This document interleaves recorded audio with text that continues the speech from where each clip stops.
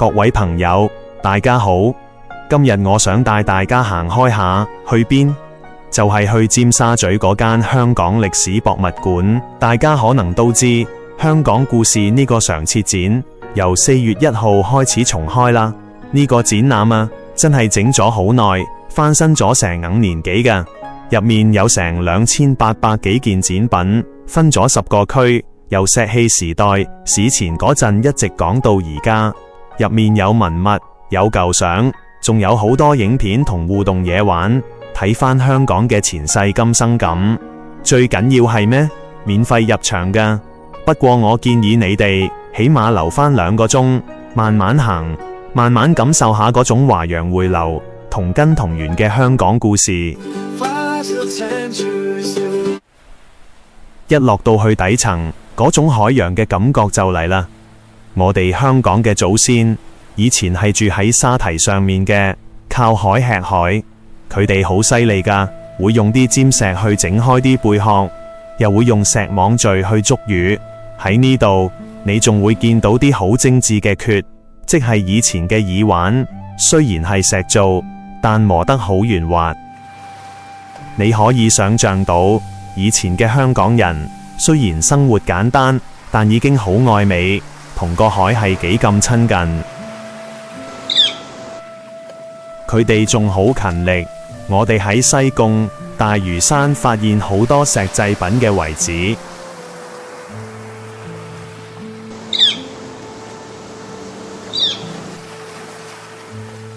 原來以前香港係一個好大嘅加工廠，佢哋整好多石器，甚至係鑄銅嘅石範，然後賣去珠江三角洲嗰邊。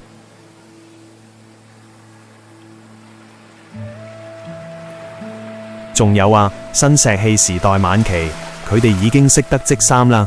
嗰啲出土嘅陶紡輪就係用泥濘植物纖維整成線。諗翻起幾千年前，大家已經咁識生活，真係幾得意。行到秦漢時期，中原文化開始傳入，但最令我停低腳步嘅係講古代製鹽嗰部分。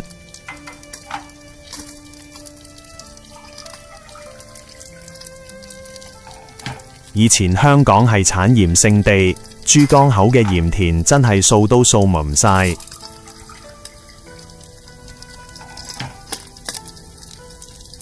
嗰陣嘅人點整鹽呢？流程好講究㗎。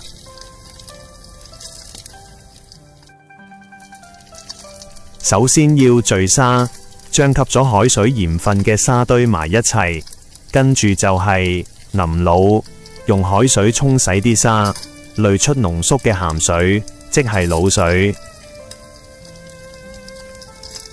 最後就要煮鹽，用火燒乾啲滷水。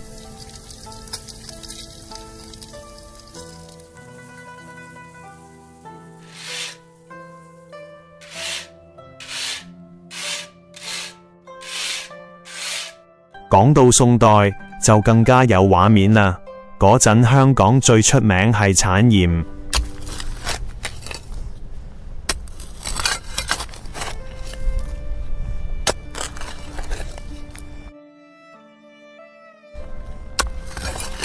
九龍灣嗰邊就有個大鹽場叫官富場，大家喺度種田讀書，好似錦田鄧氏、上水侯氏都係嗰陣開始立村。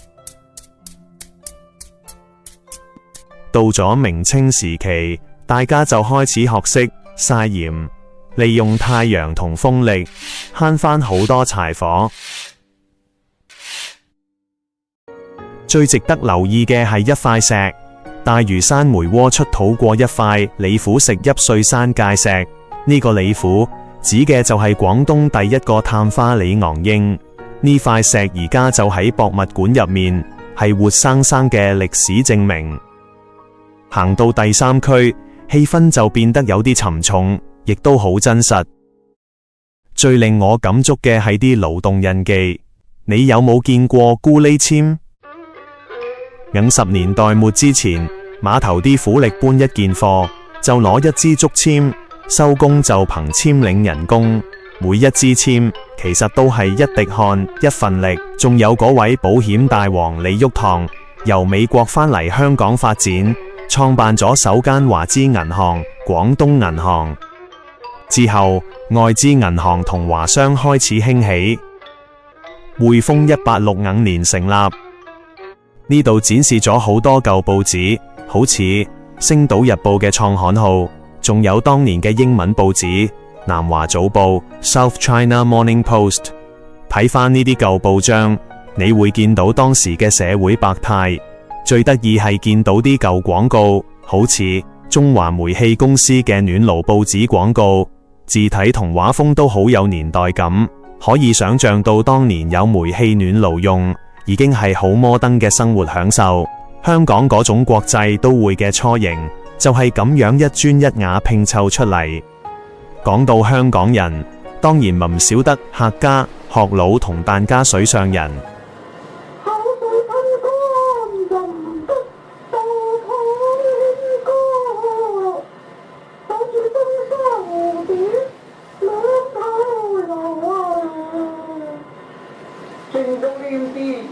門口咁笨咩姑妹，你個文妹啊，你有腦啊未曾啊你？你會見到好多拜天后嘅習俗，天后娘娘係守護神，保佑大家出海平安。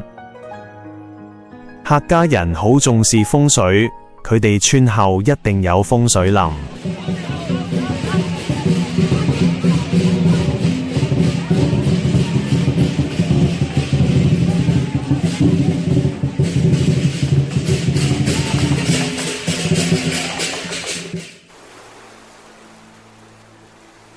最吸睛嘅係嗰啲縮小版嘅水上棚屋，一條條木柱撐起一間屋，下面就係水。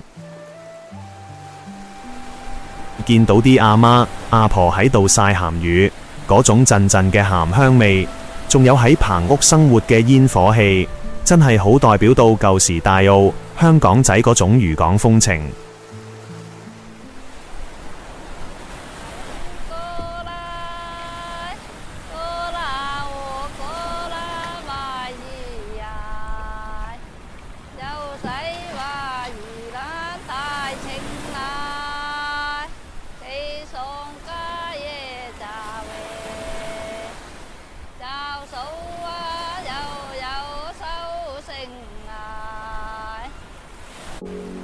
而學老人呢，佢哋係海洋嘅兒女，帶嚟咗太平清醮、大王爺誕、公戲，呢啲民族到今日都仲喺我哋身邊，係好珍貴嘅文化遺產。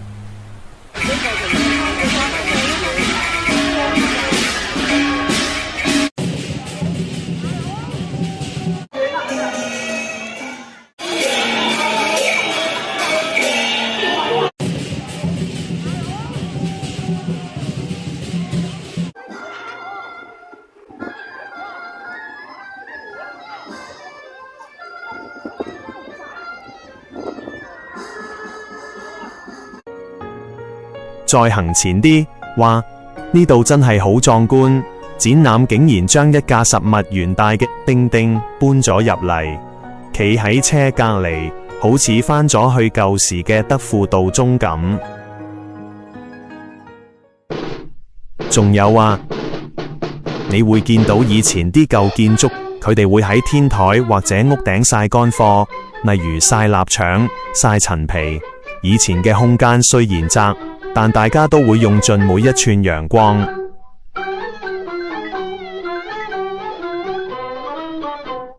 呢度還原咗一間舊雜貨店辦館，入面啲細節真係做得好足，有一排排嘅玻璃樽裝住散賣嘅糖，仲有以前買油買醬油，大家會自己帶個玻璃樽去，鋪頭老闆用個量暢要俾你。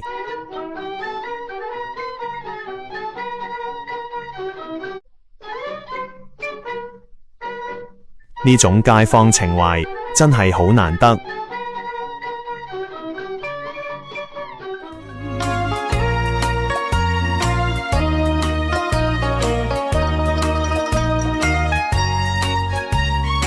最後呢部分，我相信好多老友都會睇得好投入。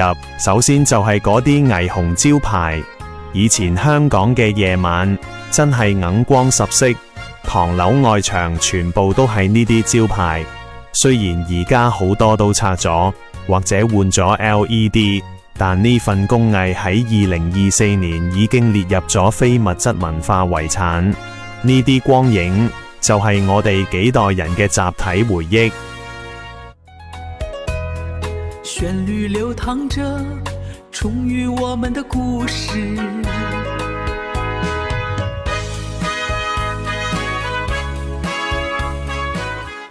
如果你係影迷，呢度仲有舊戲院嘅角落。以前嘅戲院好大，有超等、前座，仲有嗰啲手繪嘅電影海報。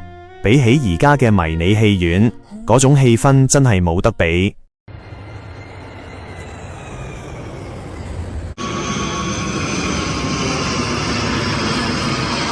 最令人懷念嘅，一定係嗰個啟德機場嘅航班顯示牌。以前機場喺市中心，飛機喺天台上面飛過，嗰種轟隆聲係好多港人嘅集體回憶。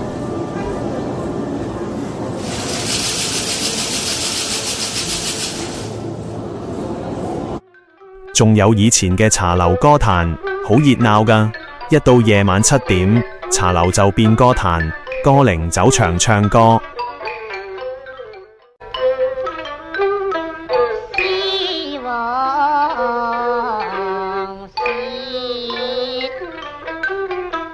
仲有好多人鍾意去嘅冰室同快餐店。以前去冰室飲杯紅豆冰，食個西多士，已經係好正嘅下午茶。入面嗰種紙皮石地板卡座真係好有親切感。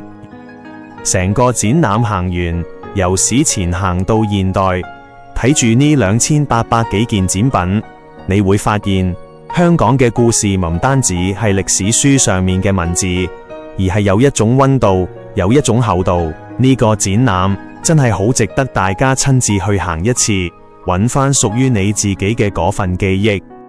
如果你鍾意今日嘅分享，記得俾個 like，訂閱埋我嘅頻道。